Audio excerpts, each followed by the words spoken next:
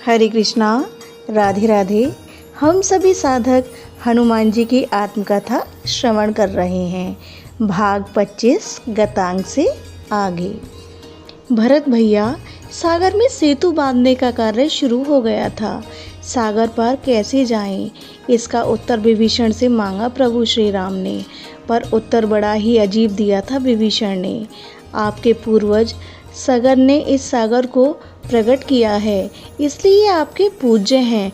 आपको इनसे प्रार्थना करनी चाहिए। जड़ के अधिदेव प्रार्थना से प्रसन्न नहीं होते। मुझे विभीषण की बातों पर हंसी आई, पर प्रभु कितने सरल हैं, इस बात पर मैं गदगद था।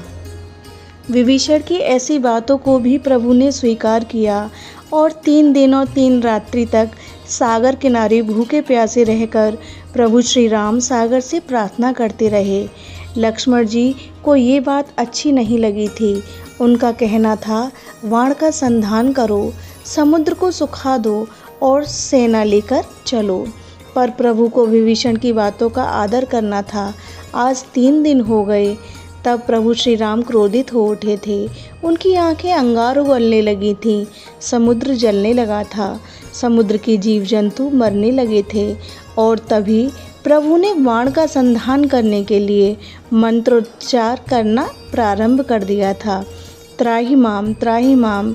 किनारे पर हीरे मोती माणिक्य रत्न उपरत्न इन सब का ढेर लगना शुरू हो गया था। आकर लेकर समुद्र देवता प्रकट हुए। क्षमा करें प्रभु, क्षमा करें, आप मुझे न सुखाएं, अपितु नलनील जिस पाषाण को छूकर जलधि में छोड़ देंगे वो तैर जाएगा। आप नलनील से ये कार्य कराएं, मेरे ऊपर सेतु का निर्माण करें। सागर की बातों से भगवान प्रसन्न हुए और उन्होंने तुरंत आदेश दे दिया, नलनील के द्वारा पत्थर तैराए जाएं। करोड़ों वानर थे। सब पर्वतों को उखाड़ उखाड़ कर लाने लगे और नलनील के हाथों में देने लगे थे। सेतु का कार्य इतनी शीघ्रता से हो जाएगा, किसी को पता नहीं था। एक ही दिन में 60 योजन का सेतु तैयार कर दिया था नलनील ने। भरत भैया, दूर बैठे हैं प्रभु श्री राम और सेतु का कार्य दूर से ही देख रहे हैं। मैं उनके पास गया था, एकाएक हंसने लगे थे। क्या हुआ भगवान, आप क्यों हंस रहे हैं? क्या ऐसा देख लिया आपने? एक जीव है हनुमान, विलक्षण सेवा भाव से भरा हुआ है वो, और मैं तो कहूँ उसकी सेवा भावना के आगे तुम सब भी।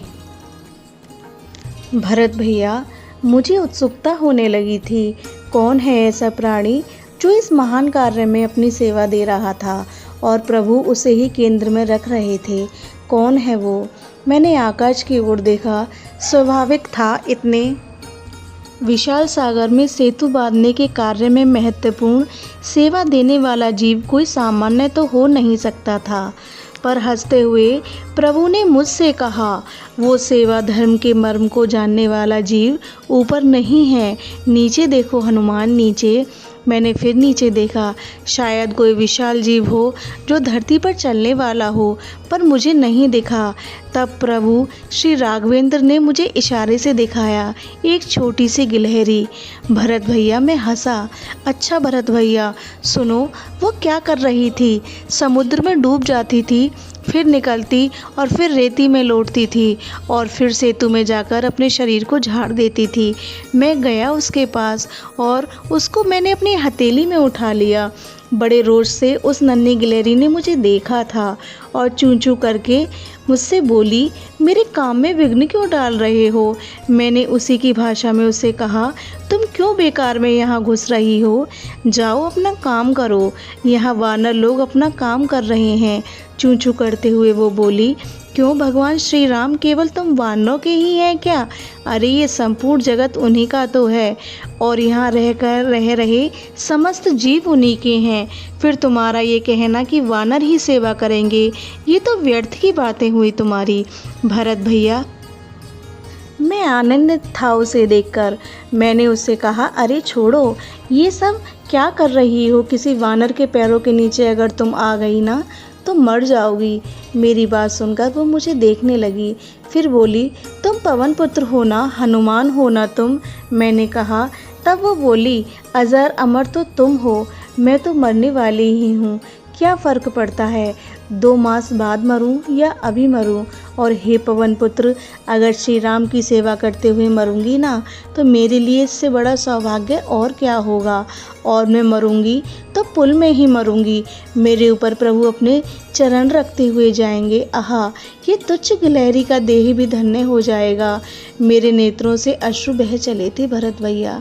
देखो गिलहरी, उधर देखो, प्रभु श्री राम बैठे हैं, वहाँ जाओ और बड़े प्रेम से प्रभु को निहारती रहो कि सेवा छोड़ो। हंसी गिलहरी और मुझसे बोली, हे पवन पुत्र, इस देह का तो सेवा में लगना ही सही है, नहीं तो इस देह की सार्थकता क्या है।